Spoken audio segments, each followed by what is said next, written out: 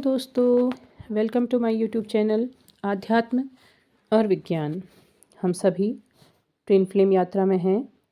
तो आज हम बात करेंगे इनर वर्क के तीसरे चरण की।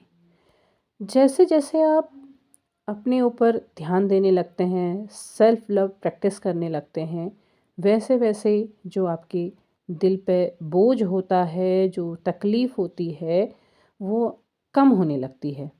क्योंकि वो परिणाम उसी का है कि आप इनर वर्क कर रहे हैं, आप अपने आप को संभाल रहे हैं, अपने बारे में सोच रहे हैं, अपने अपनी अंतरात्मा को सुधार रहे हैं और अच्छा प्रयास कर रहे हैं, क्योंकि आप अब ईश्वर पे पूर्ण विश्वास के साथ आगे बढ़ रहे हैं।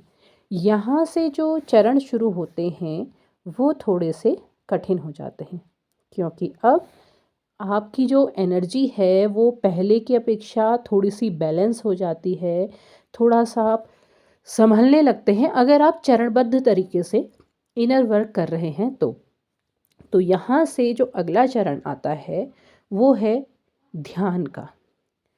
आपको अब अपने सातों चक्रों को जागृत करने के लिए प्रयास करना होगा। आपने हमारे जो शरीर के 7 चक्र हैं उनके बारे में ज़रूर सुना होगा। तो उन्हें जागृत करने का प्रयास करना होता है, और वो काहे से होगा? वो मेडिटेशन से होगा। उसके लिए आपको ध्यान लगाना होगा। आप अपनी दिनचर्या में कोई भी ऐसा समय चुन लीजिए जब आप किसी भी तरीके की हलचल से बिल्कुल मुक्त हैं, मतलब कोई भी आपको डिस्टर्ब नहीं कर रहा है। आप पूरी तरह शांत वातावरण में हैं, जहाँ आपको कोई परेशान नहीं कर रहा है, या आप फ़ोन नहीं पकड़ रहे हैं, क्योंकि आपको इन सब चीज़ों से दूरी बनानी होती है उस समय के लिए। चाहे तो आप सुबह-सुबह का समय भी ले सकते हैं, क्योंकि सुबह के समय एकदम शांति रहती है, वातावरण भी अच्छा रहता है, तो आप उस समय ध्यान लगा सकते हैं। ऐसा नहीं है कि आप बिल्कुल बहुत ठंड हो रही है और आप ठंड में ज़मीन में आसन लगा कर के बैठ गए हैं, अपने शरीर को कष्ट दे रहे हैं, ऐसा ज़रूरी नहीं है। आप अपनी सुविधा के अनुसार एक ऐसा स्थान चुन लीजिए जहाँ पर आपको लगता है कि आप ध्यान लगा सकते हैं, और आप ईश्वर पर पूरा भरोसा करते हुए अपने नेत्र बंद करें और प्रयास करें कि आप ध्यान लगा सकें। अब आप ज़बरदस्ती नहीं लगा सकते हैं। आप सोचेंगे कि ज़बरदस्ती मैं अपनी आँखें बंद करके ध्यान लगाऊँ और मेरे सातों चक्र जागृत हो जाएँगे, ऐसा नहीं होगा। इतना आसान नहीं होता है, क्योंकि ध्यान साधना को साधने में बड़ा समय लग जाता है।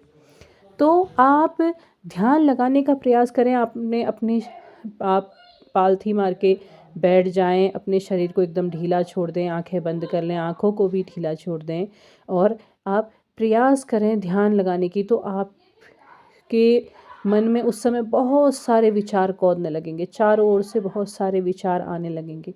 आने दीजिए उन्हें, आने दीजिए, फिर उन्हें जाने दीजिए, आने दीजिए और जाने दीजिए। धीरे धीरे आप अपना ध्यान अपनी सांसों में केंद्रित करेंगे। आप अपनी सांसों को देखिए, ये जीवन का सबसे बड़ा प्रमाण है।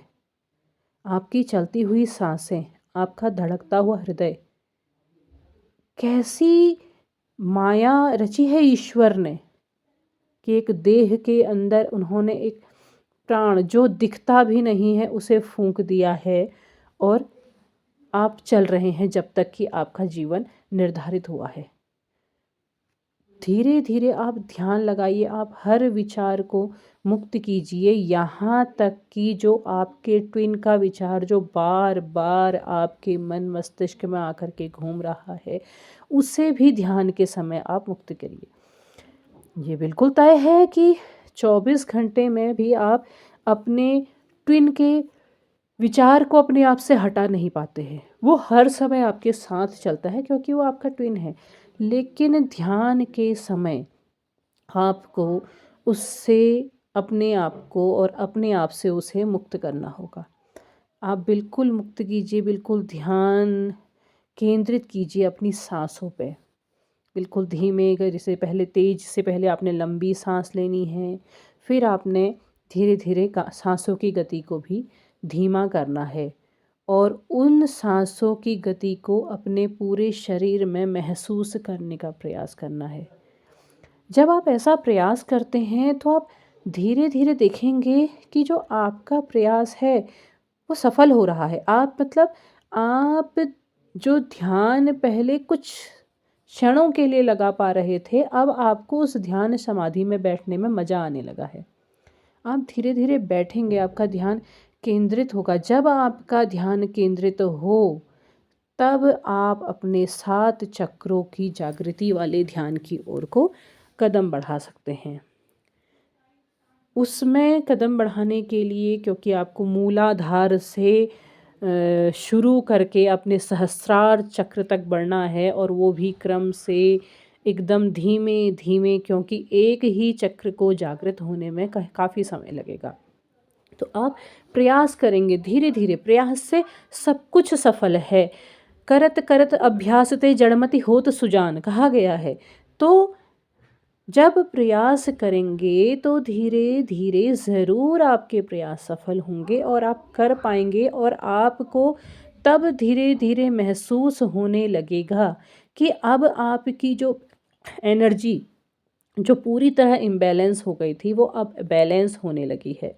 आपके जैसे जैसे चक्र जागृत होने लगेंगे वैसे वैसे आप एक परम आनंद की ओर को बढ़ने लगेंगे।